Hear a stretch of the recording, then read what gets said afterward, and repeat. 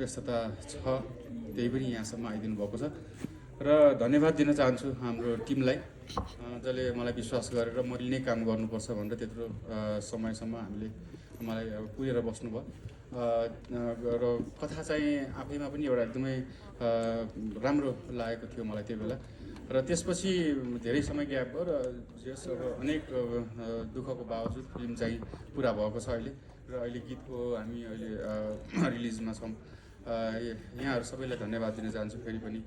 यहाँहरूले नै अब यो गीतलाई अब कसरी हुन्छ होइन अगाडिसम्म लिएर जाने काम तपाईँहरूको छ र हाम्रो सम्पूर्ण टिमलाई नै म धन्यवाद दिन चाहन्छु, एक्टर टिमलाई र प्लस सबै स्क्वाड बयसम्मको सबै टिमलाई साथ दिनुभएकोमा एकदमै धन्यवाद दिन चाहन्छु। Thank you so much.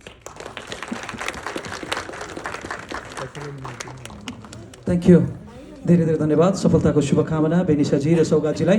र अब यहाँ Q&A गर्ने भन्ने कुरा थियो, अब सो सुरु हुने भनेपछि बाहिर गरौँ भन्ने कुरा आयो, हुन्छ?